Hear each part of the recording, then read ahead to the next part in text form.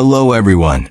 Tonight we begin with the scent of cacao beans roasting over an open flame, their bitter smoke curling into your nostrils as you stand ankle deep in jungle mud. The air is thick, heavy with the hum of cicadas and the distant growl of a jaguar prowling beyond the trees. Your hands are raw, stained brown from hours of splitting cacao pods under a sun that doesn't forgive. You're no noble, no priest, no warrior. You're just you, a cacao worker in ancient Mesoamerica, 1200 BCE, Olmec heartland. And the gods are watching. One wrong move, a spilled basket, a whispered complaint. And you're not just fired. You're fodder for the altars. Think you could survive a week? Let's find out. Oh, and before we dive in, where are you watching from? What time is it there? Drop a comment. I'd love to know who's curled up in their blanket with me tonight. The day starts before dawn. You wake on a woven mat, your back aching from the packed earth beneath. The air smells of damp clay and the faint tang of yesterday's sweat. Your stomach grumbles, but breakfast is a distant dream. Maybe a handful of maize paste if you're lucky. Maybe nothing. You pull on a loincloth, the coarse fibers chafing your thighs, and step outside. The village is already stirring. Shadows move in the torchlight, their voices low, reverent, as if speaking too loudly might wake the gods. You join the line of workers trudging toward the cacao groves, your bare feet sinking into the cool, slick earth. The path is narrow, flanked by ceiba trees with roots like twisted fingers, and you can't shake the feeling that the forest is alive, watching you. It's not paranoia. The Olmecs believe the trees have souls, and you're starting to wonder if they're right. Your job is simple but brutal. Harvest cacao pods, split them open, scoop out the slimy white beans, and haul them back to the drying platforms. Sounds easy, right? Like picking fruit for a smoothie. Except each pod is the size of a football, its rind tough as leather, and you're wielding a stone knife that's more likely to slice your palm than the pod. Your first cut is clumsy. The blade slips, nicking your thumb. Blood mixes with the sticky pulp, and you curse under your breath. Big mistake. A woman nearby, her face etched with lines deeper than the grooves in the cacao rind, hisses at you. Quiet, she snaps, her eyes darting to the sky. The gods hear everything.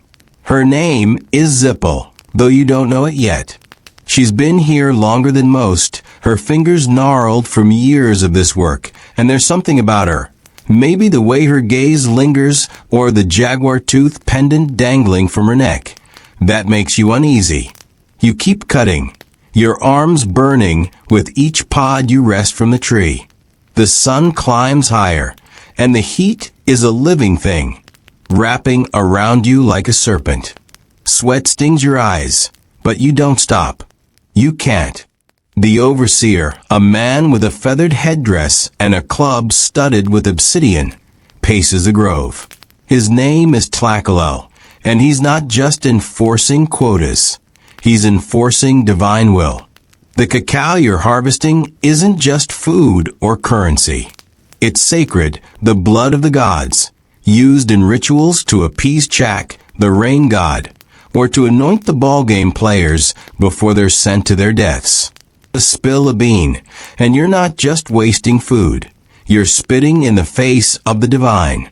Cacao's eyes lock onto you, and your heart lurches.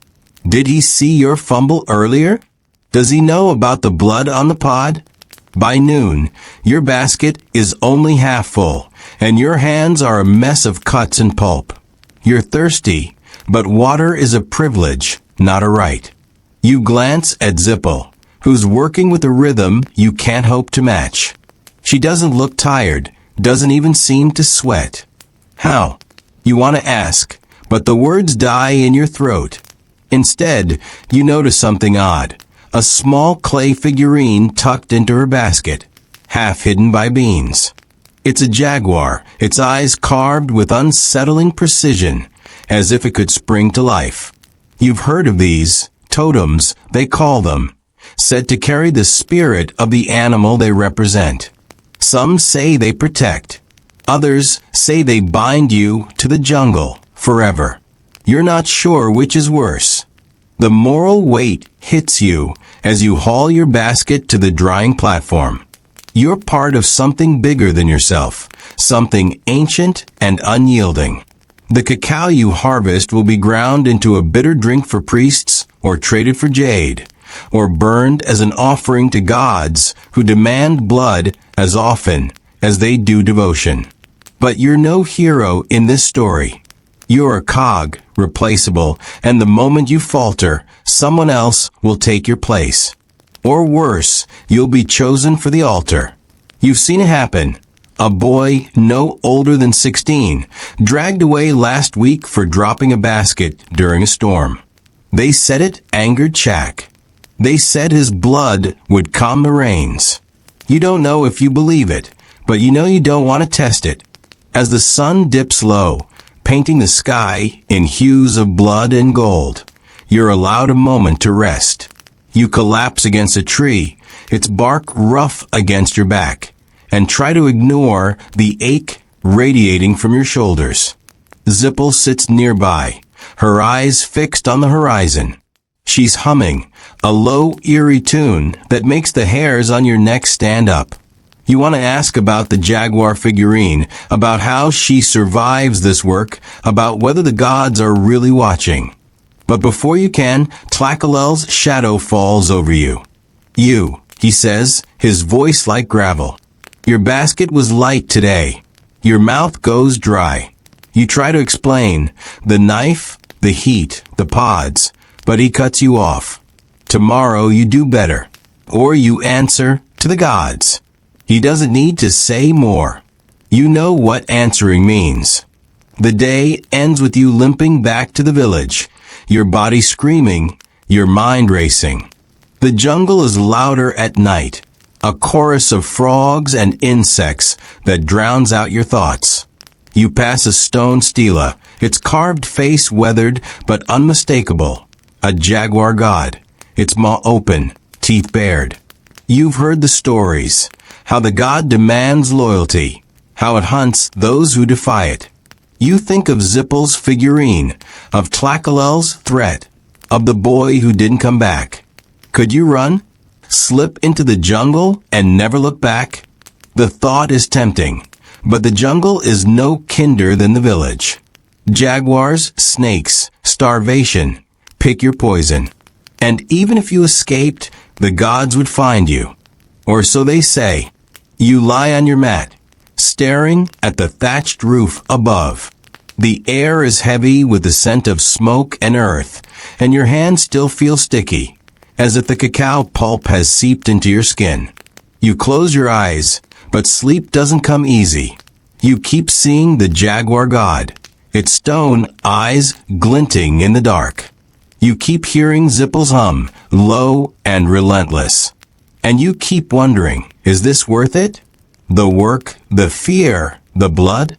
You could stay, keep your head down, and hope for mercy. Or you could take a chance, risk everything for a freedom you might not even survive. What would you do? As the night deepens, the village falls silent, but the jungle never does. It's whispering to you, and you're not sure you want to know what it's saying.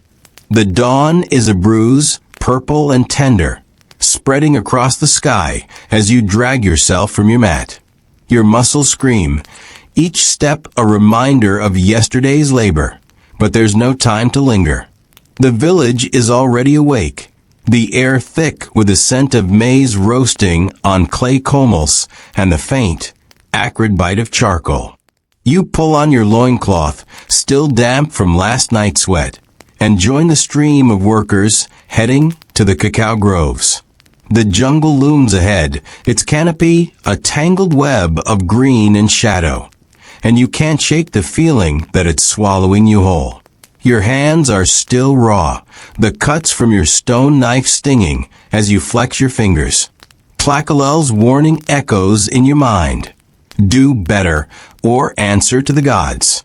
You're not sure which scares you more, the overseer's obsidian club or the divine wrath it represents. Today, you're assigned to the fermentation pits, a task that sounds deceptively simple. The beans you harvested yesterday need to be buried in shallow trenches, wrapped in banana leaves, and left to sweat under the sun. It's alchemy, the priests say, turning raw seeds into the sacred cacao that fuels rituals and trade. But there's nothing mystical about the work. You kneel in the dirt, the ground soft and warm like a living thing, and start layering the beans. The smell is overwhelming, sweet at first, like overripe fruit, then sour, almost rancid, as the fermentation begins. It clings to your skin, your hair, your lungs. You gag, but there's no escape. The pit is your world now, and the gods don't care about your comfort. A man works beside you, his movements slow, but deliberate. His name is Ictica, though you only know this because someone whispered it during the morning's maize ration. He's older, his hair streaked with gray, and his left hand is missing 2 fingers, the stumps blackened and smooth. You try not to stare, but he catches your glance and grins, revealing teeth stained red from chewing beetle nut. Snake, he says, holding up the maimed hand. Tried to steal my beans. I won, but it took a piece. His laugh is dry, like leaves crunching underfoot, and you're not sure if he's joking. There's something about him, maybe the way his eyes glint, or the small bone amulet tied around his wrist, that makes you think he's seen things you don't want to know about. The work is grueling, but it's the monotony that gnaws at you. Scoop, layer, wrap, repeat. Your knees ache from kneeling, your back from hunching. The sun is relentless, burning through the thin canopy above, and the humidity makes every breath feel like drowning. You think of your old life, of air-conditioned offices and coffee breaks, and for a moment, you almost laugh. A deadline used to feel like the end of the world. Now, the end of the world is a spilled bean or a poorly packed pit. You glance at Ictica, wondering how he's lasted so long. Does he pray? Does he bribe the overseers? Or is he just too stubborn to die? As the day wears on, you notice something strange. One of the pits, half hidden by a tangle of vines, is marked with a stone etched with a spiral, a symbol you've seen before, carved into the walls of the village's ritual house. It's the mark of Echua, the god of merchants and cacao, said to bless the harvest, but curse those who cheat him. You've heard whispers of workers skimming beans, selling them to traders for extra maize or cloth. It's a dangerous game. Steal from the gods, and you're not just risking your life, you're risking your soul. You look away, focusing on your own pit, but the spiral lingers in your mind, sharp and accusing. The moral dilemma creeps in as you work. You're hungry, hungrier than you've ever been. The maize ration this morning was barely a handful, and your stomach is a hollow ache. You could take a few beans, just enough to trade for food. No one would notice, not with hundreds of pods being processed. You think of Ictica, of his missing fingers, and wonder if he ever tried it.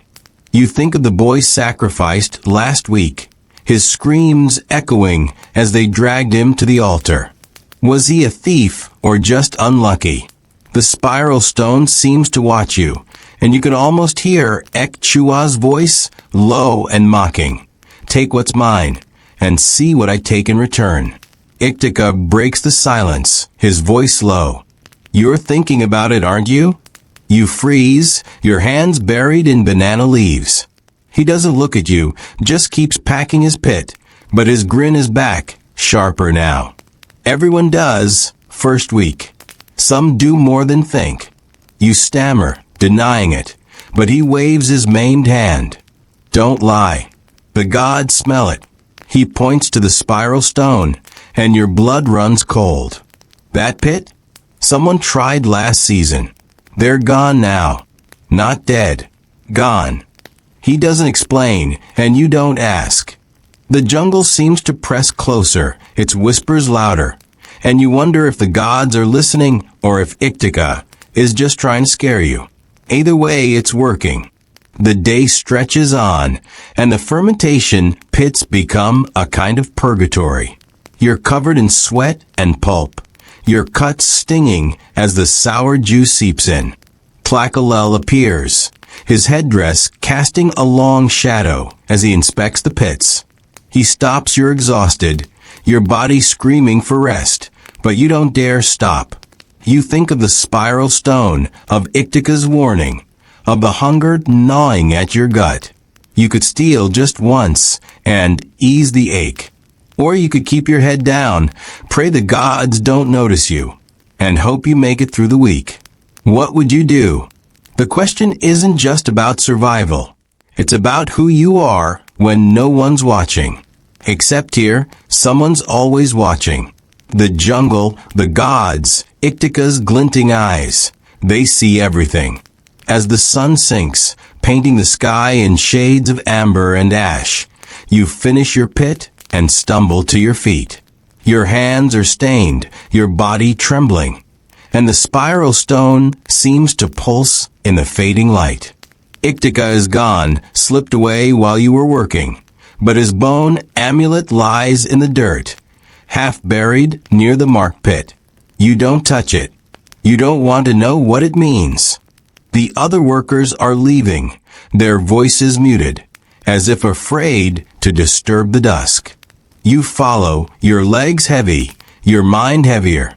The jungle is alive now, its sound sharper, hungrier.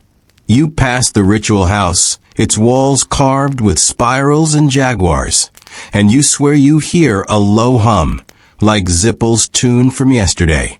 It's probably nothing. Probably.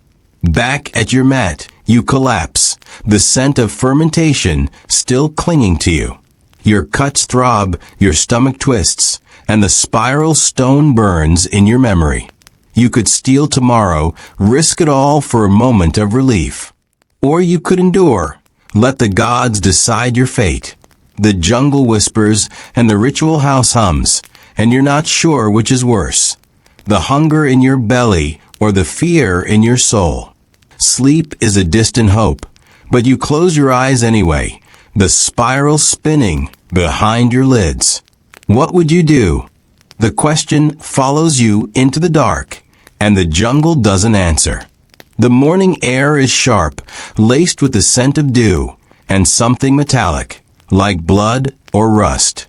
You wake to the sound of a conch horn, its wail cutting through the fog that clings to the village. Your body protests as you rise, every muscle stiff from the fermentation pits, your hands sticky with the ghost of yesterday's work. The cuts on your fingers burn, and you can still smell the sour rot of cacao beans, as if it seeped into your bones. You pull on your loincloth, the fabric rough against your skin, and step outside. The village is tense today. The usual murmurs replaced by hurried whispers and sidelong glances. Something's wrong. You feel it in the way the air hums, in the way the jungle seems to hold its breath. You're sent to the drying platforms today, a sprawling expanse of flat stones where fermented beans are spread to bake under the sun. The work is less brutal than harvesting or fermenting, but it's meticulous, demanding a precision your exhausted body can barely muster. You kneel among the beans, spreading them with your hands, turning them to ensure they dry evenly. The stones are warm, almost scalding, and the beans glisten like dark jewels, their scent now earthy, almost chocolatey, but still tinged with that sour edge. You're surrounded by other workers, their faces blank, their movements mechanical. No one speaks. The silence is heavy, broken only by the rustle of beans and the occasional cry of a macaw in the distance. A girl works nearby, younger than you. Her hair braided with red. The girl's name is Koilzakwi, a name you overhear when another worker calls to her. She's quick, her fingers deft as she sorts the beans, but there's a tremor in her hands, a nervousness that mirrors your own. You notice a small tattoo on her wrist, a feathered serpent, its scales glinting in the sunlight. It's a symbol of Quetzalcoatl, the god of wind and wisdom, but also of sacrifice, of hearts torn from chests to feed the heavens. You wonder if it's a mark of devotion or a brand, a reminder of her place in this world.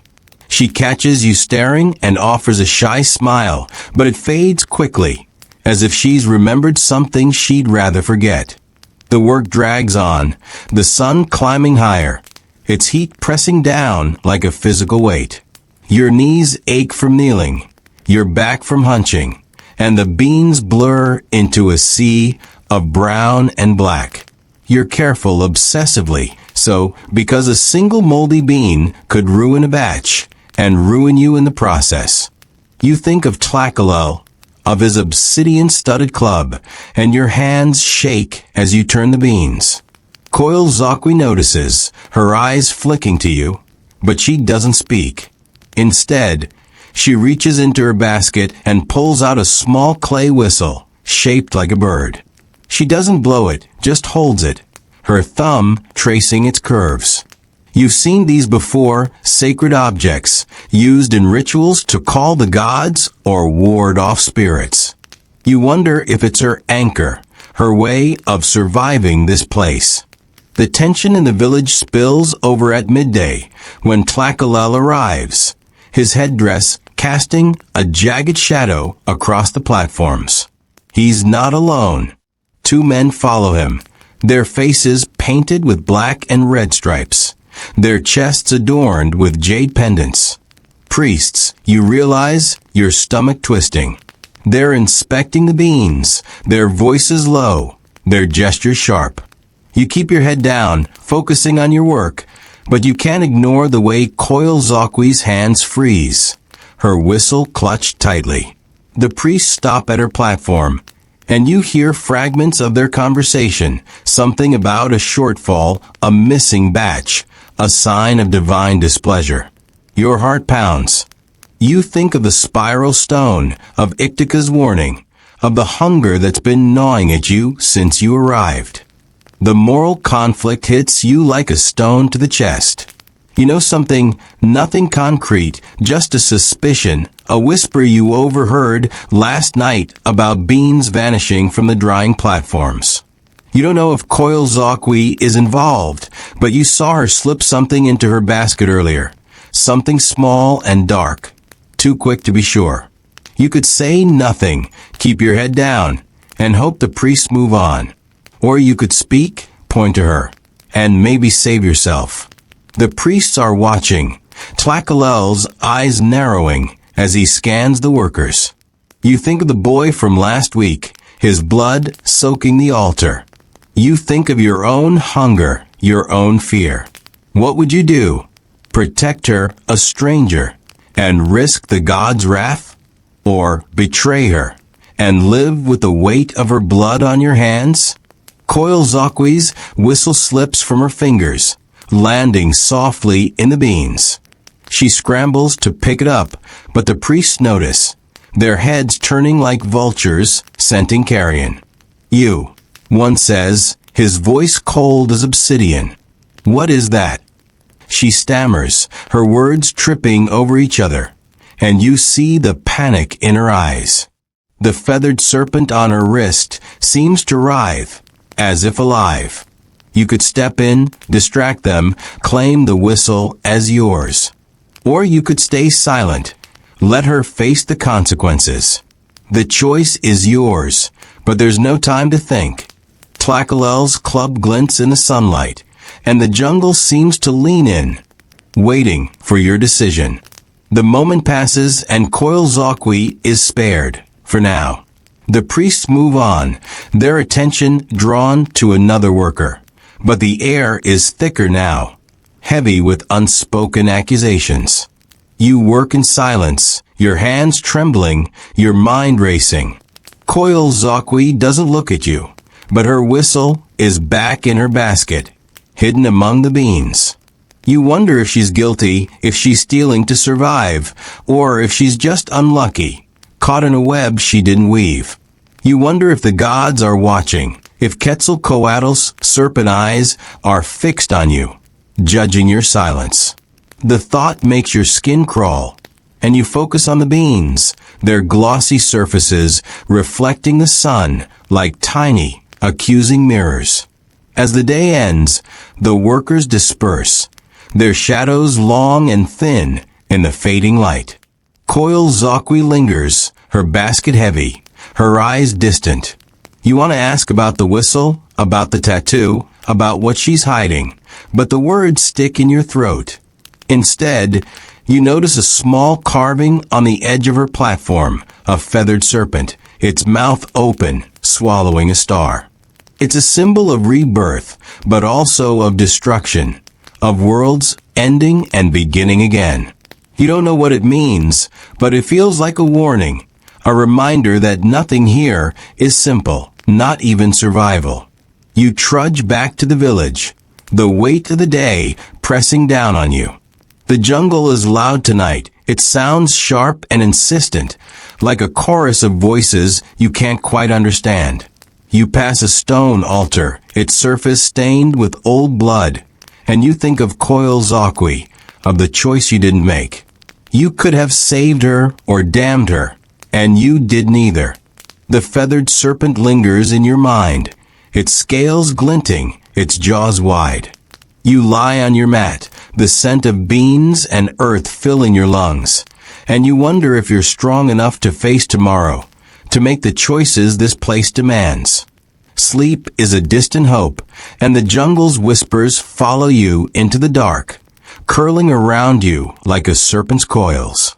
The night clings to you like damp cloth, heavy with the scent of moss and something sharper, like flint or fear. You barely slept, your dreams tangled with images of feathered serpents and blood-streaked altars. Coil Zokwi's wide eyes haunting you. The conch horn sounds again, its wail pulling you from your mat before the sun has even touched the horizon. Your body is a map of aches, shoulders knotted, hands cracked, feet blistered from days of trudging through mud and stone. You pull on your loincloth, the fibers stiff with dried sweat, and step into the pre-dawn chill. The village is quieter today, the usual hum of voices muted, as if everyone's holding their breath. You don't know why, but it makes your skin prickle, like the air before a storm. You're assigned to the grinding stones today, a task that sounds almost gentle compared to the groves or pits. The reality is anything but. You're led to a low platform where massive basalt metates wait, their surfaces worn smooth by generations of hands. Your job is to grind the dried cacao beans into a coarse paste, the first step in transforming them into the sacred drink of priests and warriors. The beans are piled in clay bowls, their shells brittle, their insides dark and oily. You kneel, gripping a mano, a heavy stone roller, and begin. The motion is simple, but relentless, a back and forth that sets your arms burning within minutes. The beans crack and crumble, releasing a scent that's rich, almost intoxicating, but it's laced with the dust that rises from the stone, coating your throat and stinging your eyes. A man kneels beside you, his movements fluid, as if he's been grinding cacao since the gods first shaped the world. His name is Akin, whispered by another worker as you arrived. He's lean, his skin marked with faint scars that crisscross his arms like a map of forgotten battles. Around his neck hangs a pendant, a small obsidian disc etched with the face of Tlaloc, the rain god, his eyes wide and unblinking. You've seen Tlaloc's image before, carved into stele near the river, his fanged mouth promising both life and destruction. Akin doesn't speak, doesn't even look at you, But there's a weight to his presence, like a storm cloud gathering. You wonder what he's done to earn those scars, or what he's seen to make his eyes so empty. The work is punishing. Your arms tremble, the mano growing heavier with each pass. The metate is unforgiving, its surface slick with cacao oil, and if you lose your rhythm, the beans scatter, earning you a sharp glance from the overseer, not Tlacalel today, but a woman named Estli, her hair bound with jade beads, her staff tipped with a jaguar's claw. She paces the platform, her eyes missing nothing, and you feel her gaze like a blade at your neck. You think of your old life, of scrolling through endless emails, and the memory feels like a fever dream. Back then, a mistake meant a stern meeting or a missed promotion. Here, a mistake means blood, and not just yours. The cacao paste you're grinding will be mixed with chili and maize, poured into ceremonial cups for the elite. Spill it, ruin it. And you're not just failing a task, you're defiling the god's gift. As the sun rises, painting the platform in gold, you notice something odd. Akin's metate is surrounded by small offerings, bits of maize, a feather, a single turquoise bead, tucked into the cracks of the stone. They're subtle, easy to miss, but they're deliberate, a ritual you don't understand. You've heard of workers leaving gifts for Tlaloc, begging for rain to spare the crops or mercy to spare their lives. But there's something unsettling about Akin's offerings, as if they're not a plea but a bargain, a debt being paid. You glance at his pendant, and for a moment, you swear Tlaloc's carved eyes shift, catching the light. You blink, and they're still again, but your heart is racing. The moral conflict creeps in as the day wears on. You're not producing enough paste. Your hands are too slow, your strength fading under the relentless grind. Estli notices, her staff tapping the ground as she approaches. Faster, she says, her voice low but sharp, like a knife drawn from its sheath. You try, but the mano slips, and a smear of paste spills over the metate's edge, darkening the stone. Estli's eyes narrow, and you know you're in trouble. You could beg, throw yourself at her mercy, but you've seen what happens to those who grovel. Or you could shift the blame. Akin's pile of paste is larger, his work flawless. You could claim he distracted you, that his offerings slowed the line. It's a lie, but it might save you.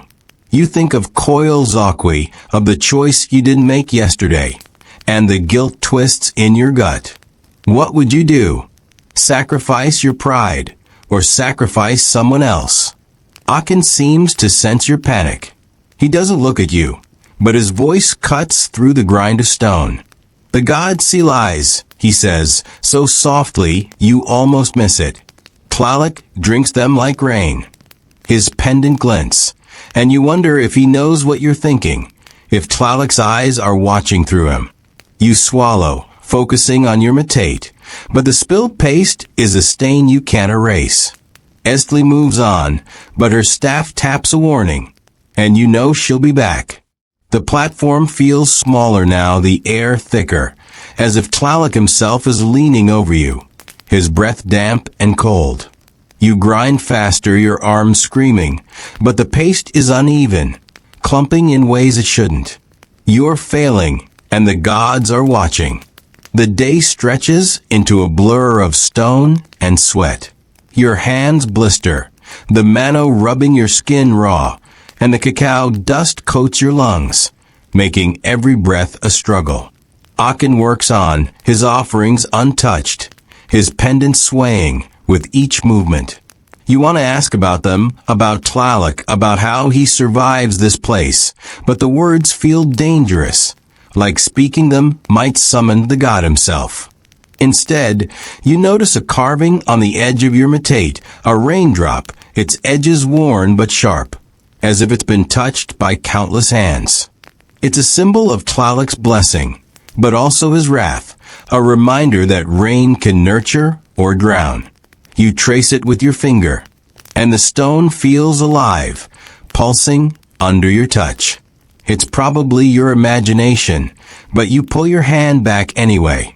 As the sun dips low, casting long shadows across the platform, you're allowed to stop. Your paste is meager, barely filling half a bowl, and Estli's gaze lingers on you as she collects the day's work. You avoid her eyes, your stomach twisting with fear and hunger. Akin is gone, his offering swept away, but his pendant's image lingers in your mind. Tlaloc's fanged mouth open wide. You trudge back to the village, the jungle alive with the chatter of monkeys and the low hum of insects. You pass a small shrine, its altar adorned with raindrop carvings and fresh maize, and you wonder if you should leave something, anything, to appease the god. But you have nothing to give, not even your strength. You collapse on your mat, the scent of cacao and stone dust clinging to you. Your hands throb, your body trembling, and the raindrop carving burns in your memory. You could beg Estli tomorrow, risk humiliation for a second chance. Or you could point to Akin, let his perfection damn him instead of you. The jungle whispers, and the shrine's carvings seem to watch, their raindrops glistening in the dark. You close your eyes, but sleep is a distant hope, Tlaloc's eyes following you into the night. What would you do? The question is a weight heavier than the mano, and the jungle doesn't answer. Are you still awake? I truly hope so, because there's something special about drifting through this story together. Quietly, slowly. If you're still listening, whisper to me. Where are you right now? And how far have we come together? Don't fall asleep just yet. The most mysterious part is still waiting for us ahead. The dawn is raw, a jagged tear of red across the sky, and the air tastes of ash and wet earth. You wake to the distant rumble of thunder. Your body, a patchwork of bruises and blisters from the grinding stones. Your hands are swollen, the skin split where the mano rubbed it raw, and the scent of cacao dust lingers in your lungs, heavy and bitter. You drag yourself from your mat, the woven fibers sticking to your sweat-damp skin, and pull on your loincloth. The village is restless, the usual rhythm fractured by the storm clouds gathering overhead. People move quickly, their voices sharp, their eyes darting to the sky. Rain is coming, and in this world, rain is both a blessing and a curse. You're sent to the storage huts today, a cluster of thatch structures where the cacao paste is pressed into cakes and stored for trade or ritual. The huts are dim, their air thick with a musky scent of cacao and the faint rot of old straw. Your task is to pack the paste into clay molds, ensuring each cake is flawless, its surface smooth as a priest's blade. It's delicate work, your blistered hands clumsy against the sticky paste, and every mistake risks ruining a batch. You kneel on the packed earth floor, the cool dirt a small mercy, and begin. The paste is dense, clinging to your fingers like blood, and the molds are heavy, their edges sharp enough to cut if you're not careful. A woman works beside you, her movements precise, almost mechanical. Her name is Nenadal, a name you catch when she mutters to herself, cursing a cracked mold. She's small, her frame wiry, but there's a fierceness in her, like a spark waiting to catch. Around her wrist is a braided cord, knotted with tiny shells that clink softly as she works. The shells are painted with the image of Cacao, the goddess of rivers and floods, her flowing skirt a symbol of life and destruction. Nenadal's cord is worn, the shells chipped, but she touches it often, as if it's her tether to something beyond this hut. You wonder if she prays to Cacao for mercy, or if she's learned the gods don't listen. The work is slow, your hands trembling as you press the paste into molds. The hut is stifling, the air trapped beneath the thatch, and sweat beads on your forehead, dripping onto the cakes. You wipe it away, but not fast enough. A single drop lands on a mold, smudging the surface. You freeze, your heart lurching. A flawed cake is an insult to the gods, a sign of carelessness that could mark you for punishment. You glance at Nenetal, hoping she didn't see, but her eyes are on you, sharp and unreadable. She doesn't speak, just points to a clay jar of water in the corner. "Clean it," she says, her voice low, almost a growl. You nod grateful and scrub the mold, your hands shaking. You think of Estley's jaguar claw staff, of Tlacalel's club, and your stomach twists. As the morning wears on, you notice something strange. One of the molds, tucked in a shadowed corner, is marked with a symbol, a jade droplet, the sign of Calcayotlicu, its curves glistening like water. It's beautiful, but it feels wrong, out of place among the plain clay. You've heard stories of sacred molds used only for offerings to the gods, their contents burned or buried to appease divine hunger. But this one is filled with paste, ready for storage, not sacrifice. You glance at Nenetal, wondering if she knows, but she's focused on her work, her shell bracelet clinking. The thunder grows louder outside, and the hut feels smaller, the air charged with something you can't name. The moral conflict rises like floodwater. You're struggling, your mold's uneven, your cake's crumbling at the edges. Nenetal's work is perfect, her pile of cakes growing while yours remains pitiful. The overseer, a new one, a man named Quali, his chest tattooed with swirling waves, will check the hut soon. You could hide your flawed cakes, slip them into Nenetal's pile, and let her take the blame. She's strong, you tell yourself, she'll survive the punishment. Or you could admit your failure, face Quali's wrath, and hope for mercy. You think of the jade droplet of Calcayotlicu's flowing skirt, and wonder if the goddess is watching, her rivers ready to drown you for your weakness. What would you do? Betray Nenetal to save yourself, or carry the weight of your own mistakes? Nenetal seems to sense your turmoil. She pauses, her hand still, and looks at you. The goddess knows, she says, her voice soft but heavy, like the first drops of rain. She touches her bracelet, the shells glinting, and you feel a chill, as if Calcayotlicu's gaze is on you. She sees the heart, not just the hands. You don't know if she's warning you or offering advice, but the words cut deep. You look at the jade droplet, its curves shimmering in the dim light, and wonder if it's a test, a trap set by the gods or the priests. The thunder rolls closer, shaking the hut, and you swear you hear the rush of water, though the river is miles away. The day drags on, the hut a prison of heat and shadow. Your hands bleed now, the mold's edges slicing your blisters, and the paste is a mess, sticking to everything but the clay.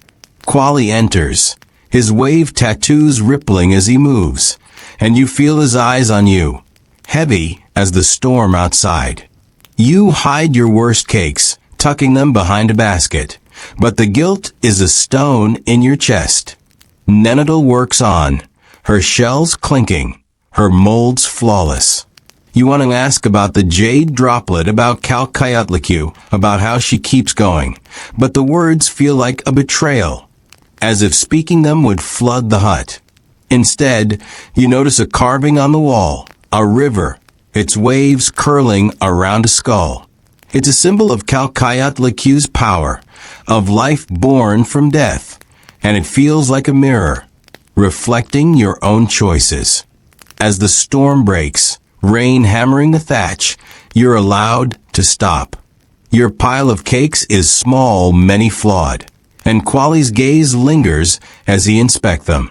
You avoid his eyes, your heart pounding, and Nenetal says nothing, her bracelet still, her face unreadable. You leave the hut, the rain soaking you, the jungle alive with a roar of water and wind. You pass a small stream, its bank swollen, and see a clay figure half buried in the mud, a woman with a flowing skirt, her face serene but fierce. Cacao. You don't touch it, but you feel her eyes, cold and endless, following you. You collapse on your mat, the rain's rhythm echoing in your skull. Your hands are a ruin, your body trembling, and the jade droplet burns in your memory. You could blame Nenatal tomorrow. Let her perfect cakes hide your shame. Or you could face Quali. Let the goddess judge you. The jungle roars, and the stream's rush seems to whisper, its voice curling around you like a current. You close your eyes, but sleep is a distant hope. Calcayutliku's rivers pulling you under. What would you do? The question is a flood, and the jungle doesn't answer. The rain hasn't stopped, a relentless curtain that turns the village into a maze of mud and shadow. You wake shivering, your mat sodden, the air thick with the scent of wet earth and mildew. Your hands are a wreck, the blisters from the molds now oozing, each movement a spike of pain. The thunder is softer today, a low growl that lingers like a warning, and you can still hear the stream's rush, swollen from a storm. You pull on your loincloth, the fabric heavy and cold, and step into the downpour. The village is subdued, the usual bustle drowned by the rain, and the workers move like ghosts, their faces drawn, their eyes fixed on the ground. You feel the weight of yesterday's choices, the hidden cakes, Nenatal's silent stare, and it's as if the rain is washing you clean, or trying to drown you. You're assigned to the transport crew today, a task that sends a chill through you deeper than the rain. The cacao cakes, now hardened and stacked, must be carried to the river for trade, a journey through the jungle to a dock where canoes wait. It's dangerous work, slippery paths, heavy loads, and the ever-present threat of bandits or beasts. You're handed a woven tumpline, its coarse fibers biting into your forehead as you strap a basket of cakes to your back. The weight is crushing, pressing your spine into a curve, and the rain makes the basket slick, the cakes rattling like bones inside. You join a line of porters, their bodies hunched, their breaths steaming in the cool air. The jungle looms ahead, its greens darker, its shadows deeper, and you can't shake the feeling that it's waiting for you to falter. A man walks ahead of you, his steps sure despite the mud. His name is Yolitl, a name you hear when another porter calls to him, offering a strip of dried maize. He's broad-shouldered, his hair tied with a cord of red cloth, and around his ankle is a bracelet of blackened feathers, each one tipped with a bead that glints like an eye. The feathers are a symbol of Tezcatlipoca, the god of night and sorcery, a deity whose name is spoken in whispers, his mirrors said to see all truths. Yolitl's bracelet is unsettling, its feathers swaying with each step, and you wonder if he's a devotee or something else, a priest, a spy, or just a man who's seen too much. His presence makes the jungle feel heavier, as if Tezcatlipoca's smoke is curling through the trees. The path is treacherous, a narrow ribbon of mud and roots that snakes through the jungle. The rain slicks every surface, and your bare feet slip, the tumpline digging into your skin as you struggle to keep the basket steady. The cakes must arrive intact. Any damage is a desecration, a failure that could mark you for the altar. You think of your old life, of carrying a laptop bag through a crowded subway, and the memory is absurd, like a story told by someone else. Back then, a spilled coffee was a crisis. Here, a cracked cake could be your end. The other porters are silent, their breaths ragged, and the jungle is loud. Monkeys shrieking, branches snapping, water dripping in a ceaseless rhythm. You feel eyes on you, not just Yolittle's, but something older, hungrier. As you near the river, you notice something strange. A small shrine sits off the path, half hidden by ferns, its stone altar carved with a smoking mirror, Tezcatlipoca's symbol, its edges sharp and gleaming. A fresh offering lies before it, a jaguar's claw, still bloody, its curve catching the rain. You've heard of these shrines, built to appease the god's wrath or beg his favor, but this one feels alive, its mirror pulsing with a light that shouldn't be there. Yolittle slows, his feathers trembling, and for a moment you think he'll stop, kneel, pray. But he doesn't. He just glances at the shrine, his face unreadable, and keeps walking. You want to ask about it, about Tezcatlipoca, about the claw, but the words feel like a trap, as if speaking them would summon the god's gaze. The moral conflict rises as you trudge on, the basket's weight grinding your shoulders to dust. One of your cakes is loose. You felt it shift earlier, heard the faint crack of clay against clay.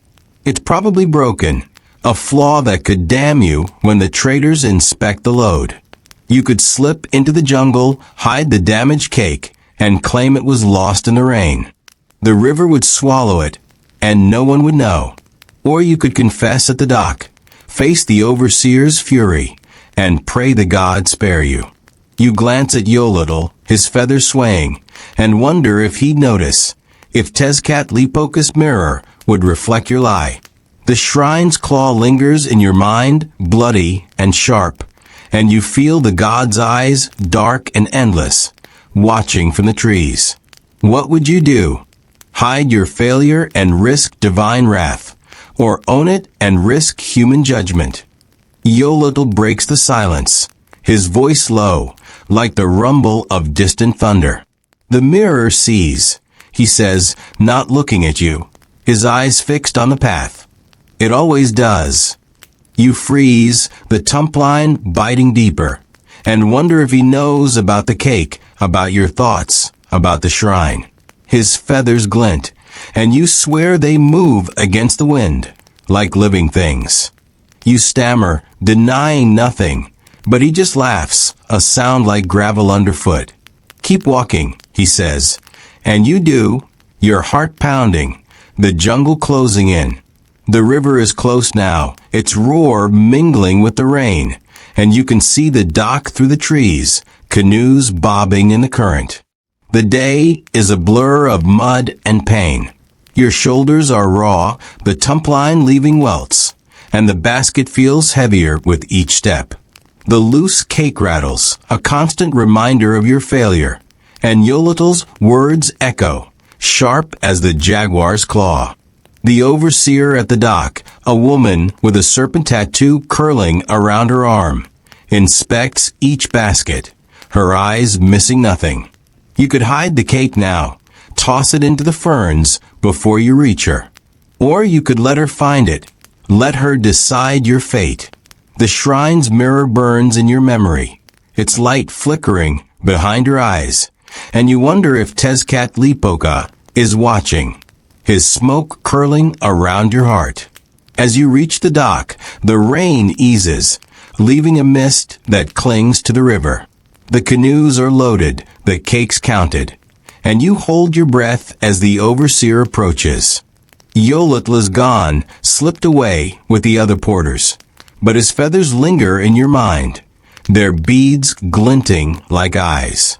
You notice a carving on the dock's edge, a smoking mirror, its surface cracked but alive, reflecting the storm clouds above.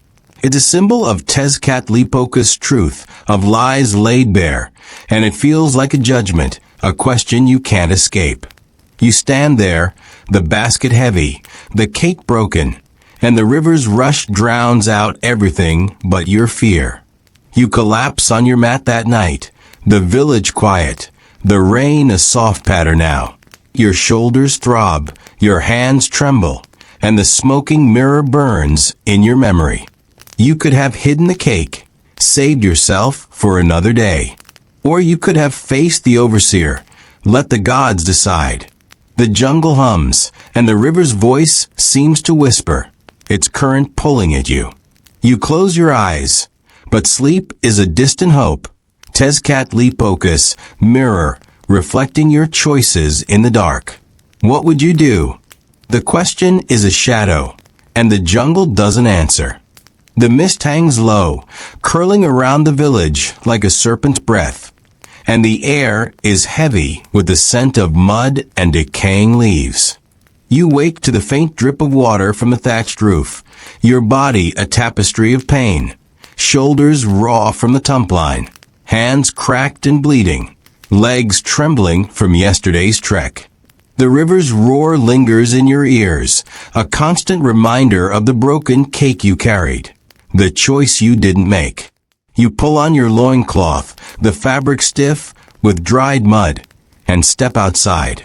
The village is stirring, but there's a strangeness today, a hush that feels like the moment before a blade falls. The other workers avoid your eyes, their movements quick and furtive, and you wonder if they know something you don't. You're assigned to the ritual preparation today, a task that sends a shiver through you despite the muggy heat.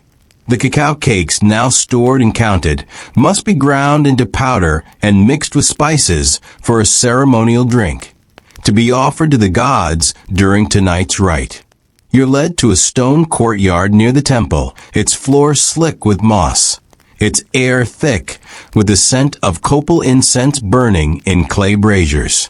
The courtyard is dominated by a massive stela, its surface carved with the image of Zyptotec, the flayed god, his skinless body glistening with carved blood, his eyes hollow and unyielding. You've heard of him, god of renewal, of spring, of sacrifice, but seeing his image up close makes your stomach churn. Your job is to prepare the cacao, but every grind, every pinch of chili, feels like an offering to him. A boy works beside you, younger than Coilzocqui, his frame thin and brittle, like a reed in the wind. His name is Tetzli, a name you overhear when a priest calls to him, handing him a basket of dried maize. His hair is cropped short, and around his neck hangs a cord threaded with a single red bead, etched with Zyptotec's flayed face. The bead is small, but it seems to weigh him down, his shoulders hunched as he grinds cacao on a small metate. You wonder if he's chosen for this work because of his youth, or if the bead marks him for something worse. His eyes are bright but nervous, darting to the stela every few moments, and you can't tell if he's praying or afraid. The work is precise, almost surgical. You kneel before a metate smaller than the ones in the grinding huts, and begin crushing the cacao cakes into powder.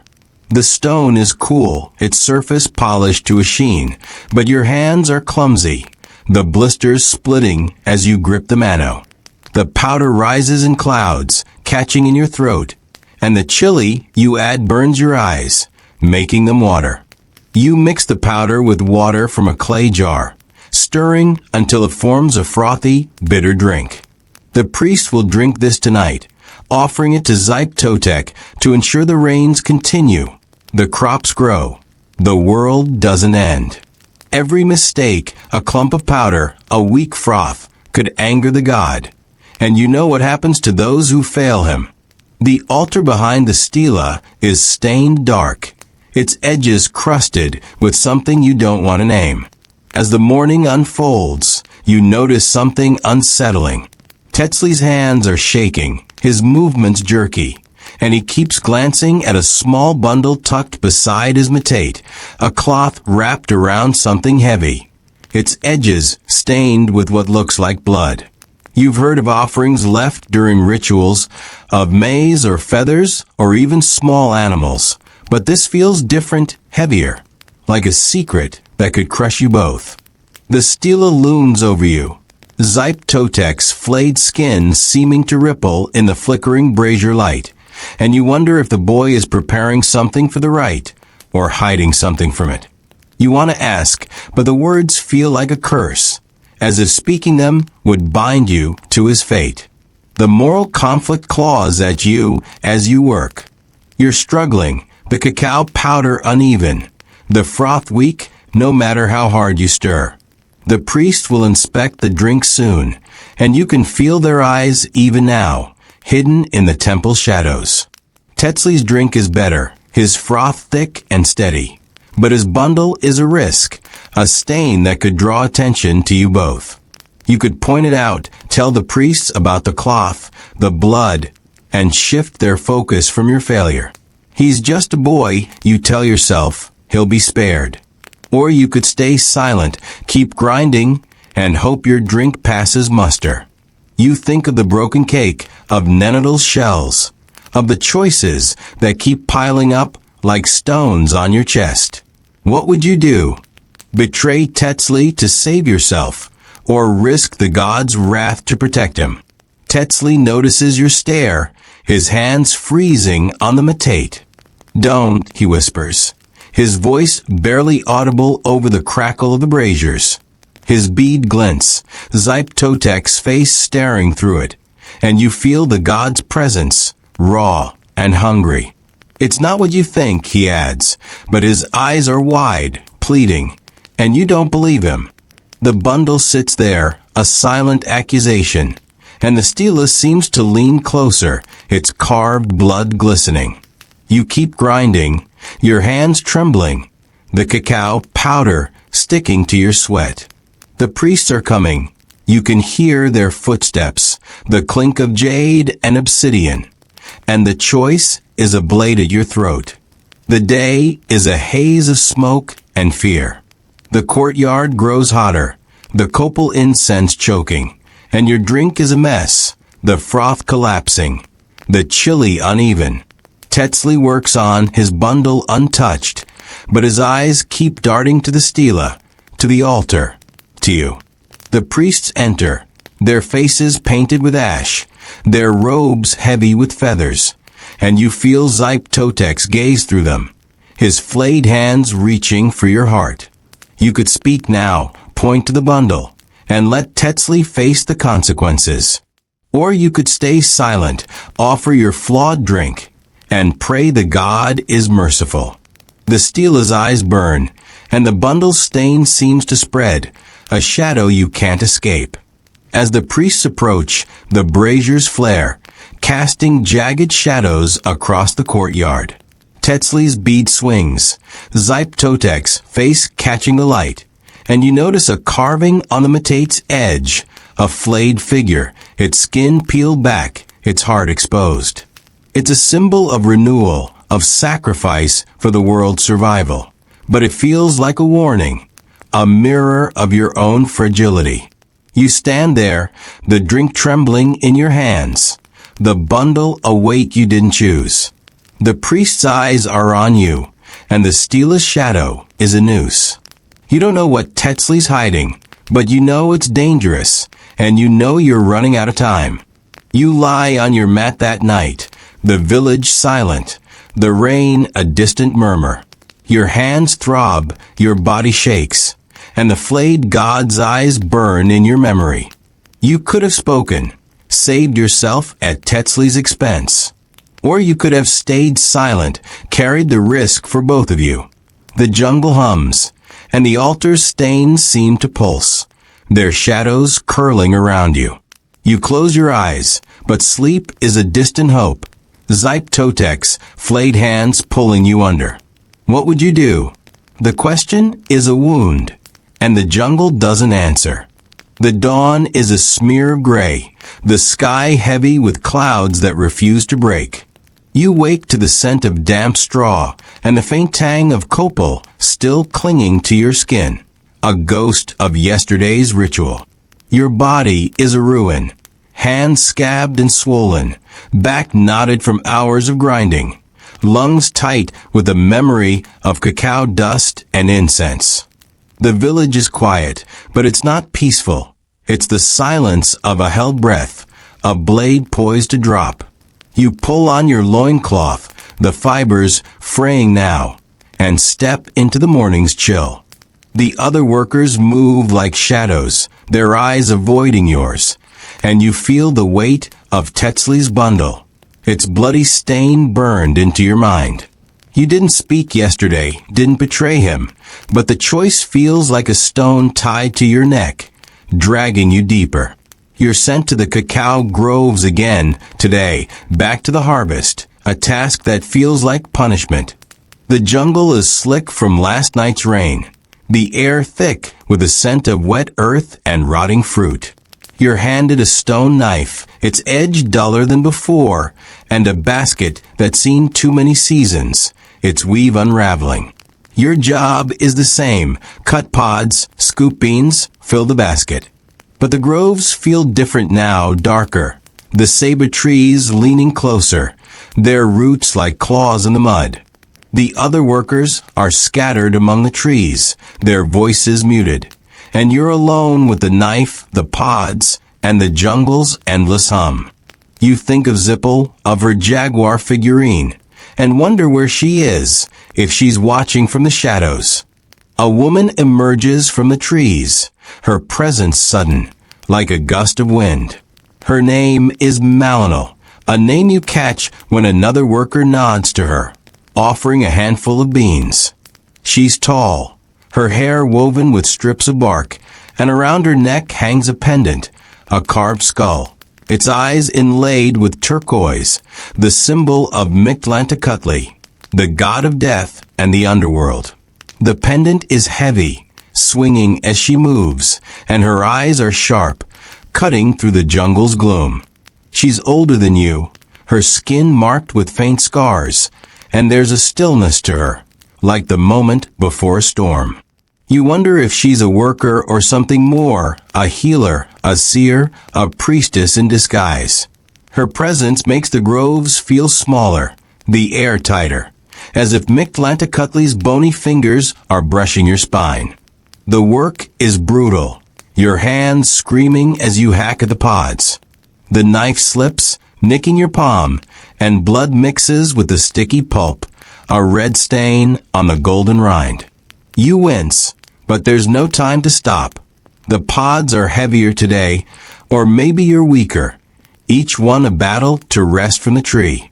The sun is hidden, but the humidity is a weight, pressing you into the mud.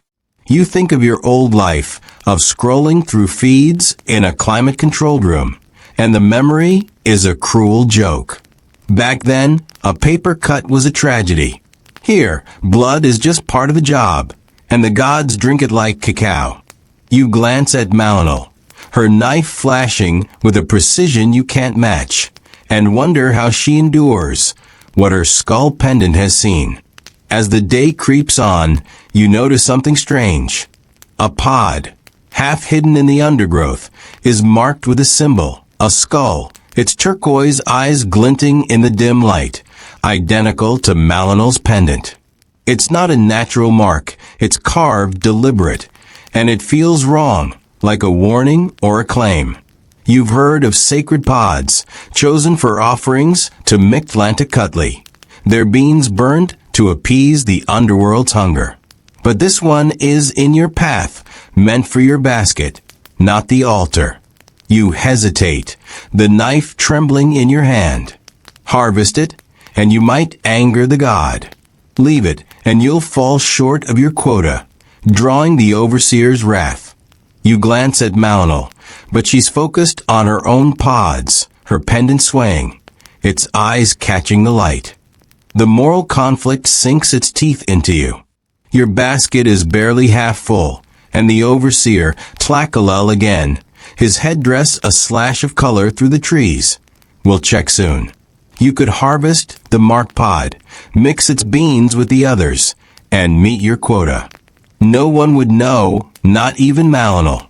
Or you could leave it, risk Tlackalel's club, and pray Mictlantecutli doesn't notice your disrespect.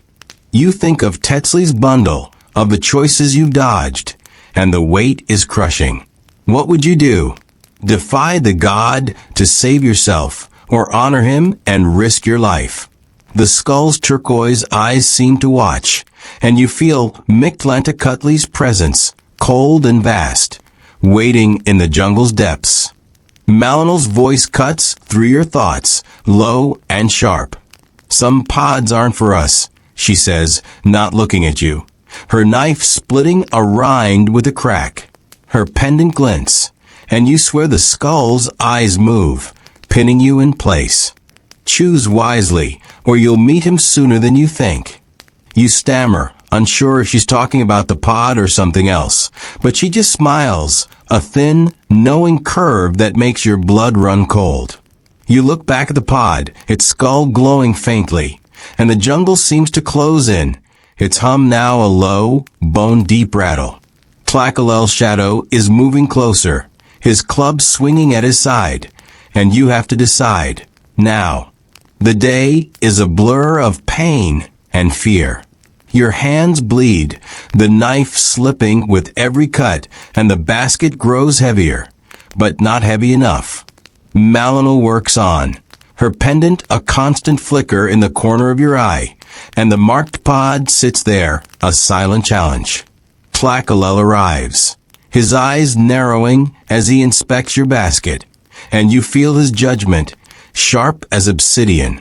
You could point to the pod, claim it was sacred, and explain your short quota. Or you could stay silent, let him see your failure, and hope for mercy. The skull's eyes burn, and Malinal's smile lingers, a shadow you can't shake. As the light fades, the workers trudge back to the village, their baskets heavy, their bodies bent. Malinal is gone, vanished into the jungle, but her pendant skull stays with you, its turquoise gaze unblinking.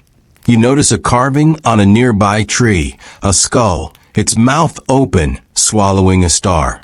It's a symbol of Mictlantecuhtli's domain, of death as a doorway, and it feels like a mirror, reflecting your own fragility. You reach the village, the air thick with the scent of rain and smoke, and collapse on your mat. Your hands throb, your body trembles, and the skull's eyes burn in your memory.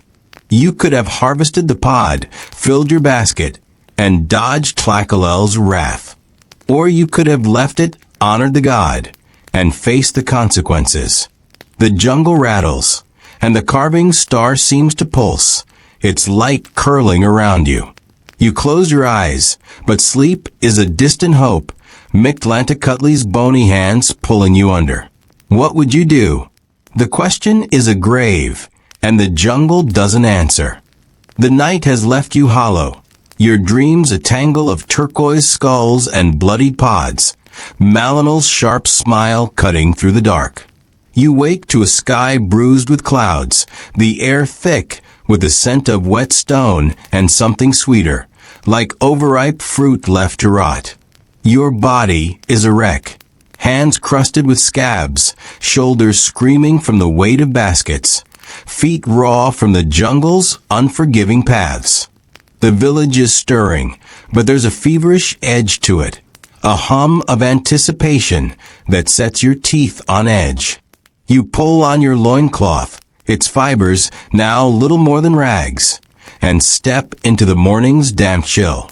The other workers move with purpose, their whispers sharp, their eyes glinting with something you can't place, excitement, fear, or both.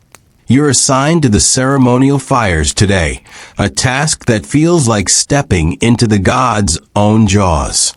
The cacao powder, painstakingly prepared, must now be burned as an offering to Togentle, the old fire god, whose flames are said to carry prayers to the heavens, or consume those who displease him.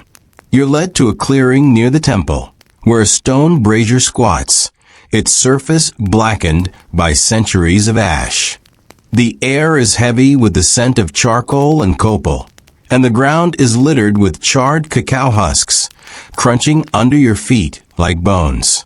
Your job is to tend the fire, feeding it cacao powder and maize, ensuring the flames burn steady and the smoke rises pure. It's sacred work, every gesture watched by priests and gods alike, and a single mistake could mark you as unworthy. A man stands by the brazier, his presence like a spark in dry grass. His name is Oatly, a name you catch when a priest hands him a bundle of dried herbs. He's wiry, his skin taut over muscle, and his eyes are bright, almost feverish, as if he's burning from within. Around his wrist is a band of woven reeds, threaded with tiny obsidian shards that form the shape of a flame. Wai-Wai-Total symbol, a mark of devotion or servitude. You're not sure which. Oatly moves with a strange grace, scattering powder into the flames with a flick of his hand, the fire flaring in response. You wonder if he's a worker like you, or something closer to the priests, a bridge between the mortal and divine. His intensity makes the clearing feel smaller, the air hotter, as if Wai-Wai-Total's flames are licking at your skin. The work is delicate, a dance of heat and precision. You kneel by the brazier, the stone searing your knees, and sprinkle cacao powder into the flames. The fire hisses, spitting sparks that sting your arms, and the smoke rises in thick, dark curls, carrying the scent of burnt chocolate and earth. You add maize a handful at a time, and the flames crackle, their rhythm almost alive. The priests watch from the temple steps, their faces painted with ash, their eyes unblinking. A misstep, a clump of powder, a faltering flame, could anger Wai-Wai-Total. And you've seen what happens to those who fail the fire god. Their names erased, their bodies offered to the flames they couldn't end.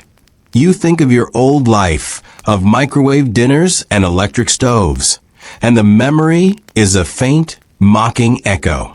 Back then, a burnt meal was a nuisance. Here, it's a death sentence. As the day unfolds, you notice something unsettling.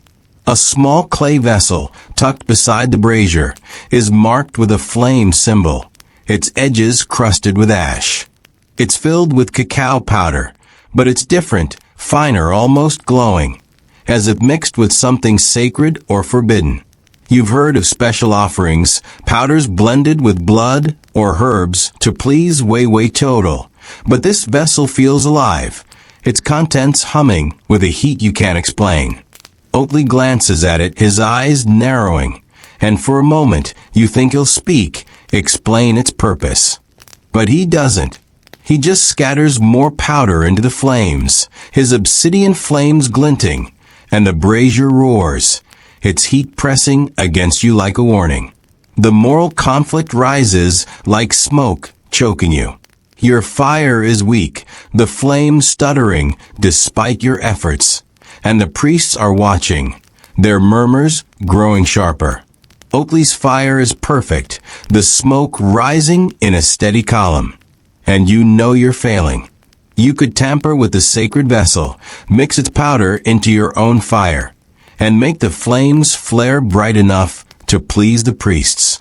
It's a risk. No one would know, not even Oatly, if you're quick. Or you could keep tending your faltering fire, admit your weakness, and face Wai-Wai-Total's judgment. You think of Malinal's skull, of Tetzley's bundle, of the choices that keep piling up like ash in your throat. What would you do? Steal from the god to save yourself, or honor him and risk his wrath? The vessel's flame symbol seems to pulse, and you feel Wai-Wai-Total's heat, ancient and hungry, coiling around your heart. Oatly's voice breaks the silence, low and crackling like the fire itself. The old one doesn't forgive, he says, not looking at you, his hand steady as he feeds the brazier. Touch what's his, and you burn here or below. His obsidian flames catch the light, and you swear they move, flickering like real fire. You stammer, denying any intent, but he just laughs, a sound like sparks on stone. The fire sees, he says, and you feel it. Wai-Wai-Total's gaze, hot and endless, burning through the smoke. The priests are closer now, their footsteps heavy, and the vessel sits there, its powder glowing, a temptation and a trap. You have to decide, now. The day is a haze of heat and fear.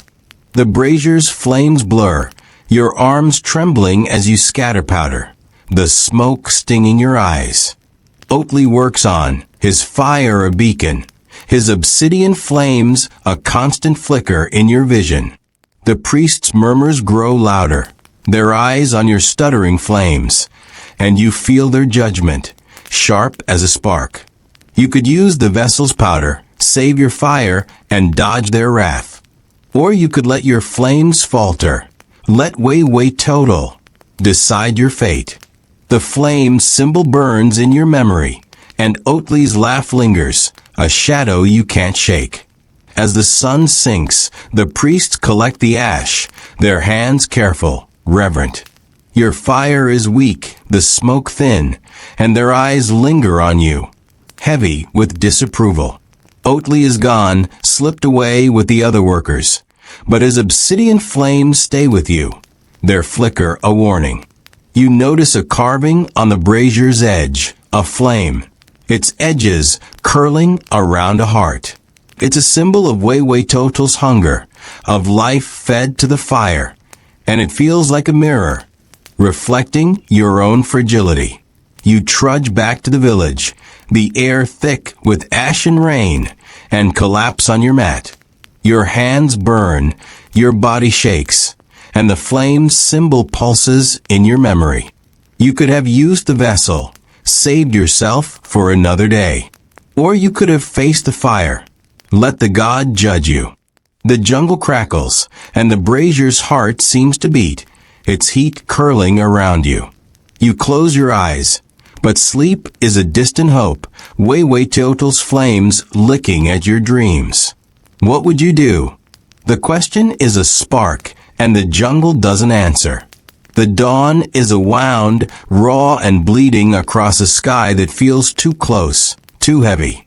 You wake on your mat, the air thick with the scent of ash and damp earth. Your body no longer yours, but a collection of scars and aches.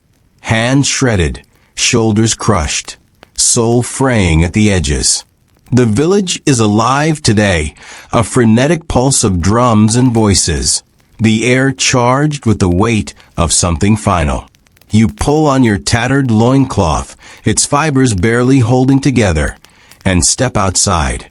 The jungle is louder, its hum a chorus of hunger, and the workers move with a strange urgency, their eyes glinting with fear or fervor. You've survived 6 days, but survival feels like a lie, a cruel jest from gods who've been watching you stumble. Today, you'll understand why a week here is a dream you can't wake from. You're summoned to the temple, a place you've only seen from a distance, its stone steps slick with moss, its peak crowned with a carved serpent swallowing the sun. The task is unlike any before. You're to assist in the final cacao offering, a ritual to seal the harvest season, to beg the gods for another year of rain and growth. The cacao drink, prepared over days of blood and sweat, will be poured into a sacred vessel blessed by priests and offered to its Samna, the sky god, creator of all things. It's an honor, they say, to stand so close to divinity. But you feel no honor, only dread, as you climb the steps, the stone cold under your blistered feet.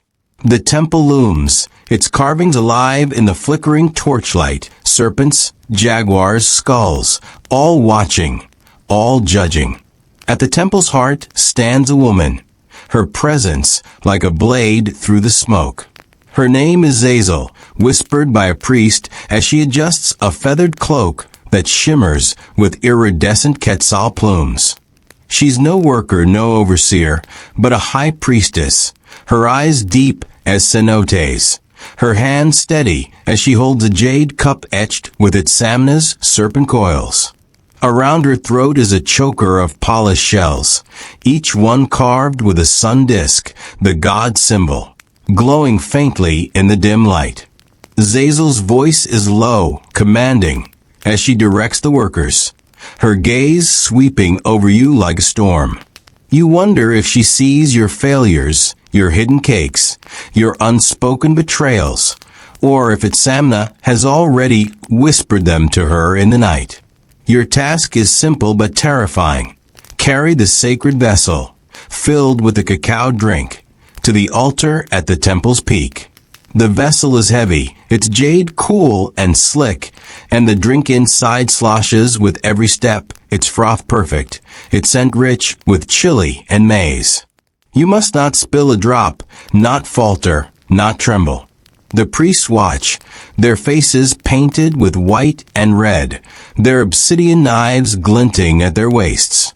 Zazel watches, her sun discs gleaming, and you feel Samna's presence, vast and unyielding, pressing down from a sky. You think of your old life, of carrying a coffee cup through a crowded office, and the memory is a cruel mockery.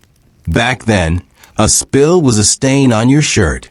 Here, it's a stain on your soul, a one-way ticket to the altar's edge.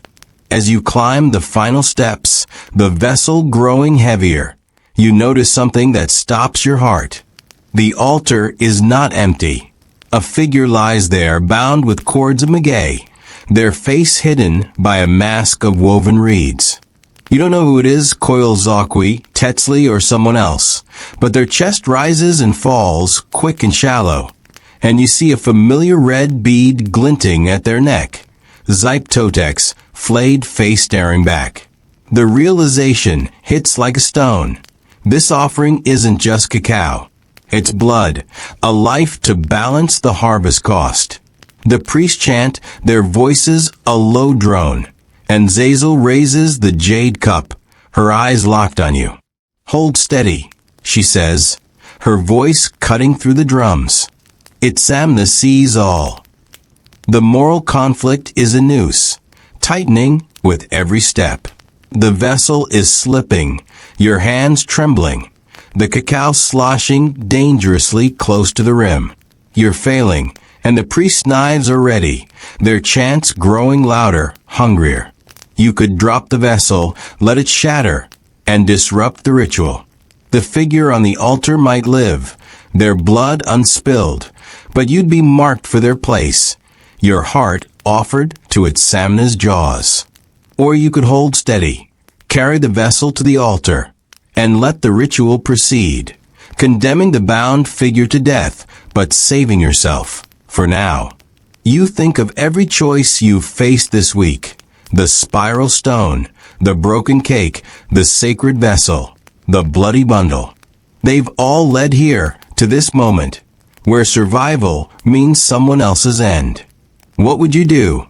Save a stranger and doom yourself, or carry the cacao and live with their blood on your hands? Zazel's eyes narrow, her sun discs flashing, and you swear you hear Samna's voice, a hiss like wind through feathers. Choose, or I choose for you. The figure on the altar stirs, their mask slipping, and you catch a glimpse of eyes. Wide, terrified, familiar. It's Tetzli, his bead unmistakable, his breath a plea you can't answer.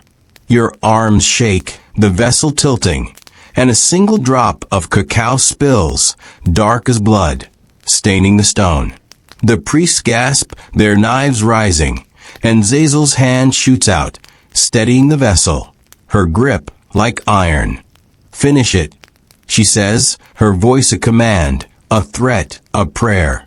You want to scream, to run, to shatter the jade and the gods in this world, but the temple is a cage, and Samna's coils are tightening.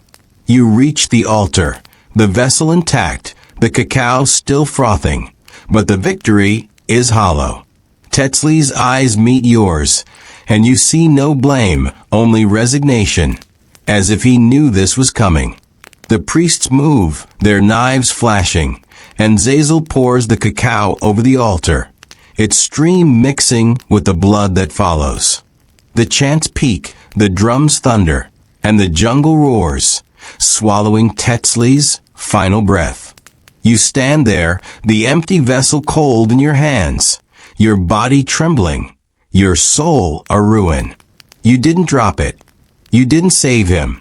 You chose to live, and now you understand. Surviving here isn't about strength or cunning. It's about what you're willing to carry, what you're willing to lose. A week as a cacao worker has stripped you bare, and the gods are still hungry. The ritual ends, the priests dispersing, Zazel's sun disks fading into the temple shadows. You stumble down the steps, the jungle alive with the screech of parrots and the hiss of rain. You pass a stela, its serpent swallowing the sun, and notice a new carving at its base. A hand holding a jade cup, its fingers stained with cacao and blood. It's a symbol of its Samna's judgment, of choices made and prices paid, and it feels like a brand on your skin. You collapse on your mat, the village silent, the air thick with the scent of sacrifice. Your hands are empty, but they feel heavy, as if Tetzley's blood is still on them. You've survived a week, but at what cost? The gods see everything, and they're not done with you. You lie there. The jungles hum a lullaby and a threat, and you realize why you wouldn't last a week as a cacao worker in ancient Mesoamerica. It's not the labor, the hunger, or the fear. It's the choices, each one a cut deeper than the last, until there's nothing left but the gods' laughter. You close your eyes, but sleep is a distant hope. It's Samna's serpent coils wrapping around your dreams. What would you do? The question is a scar, and the jungle doesn't answer. Sleep well tonight, if you can, unless you hear the drums calling your name from the temple's peak.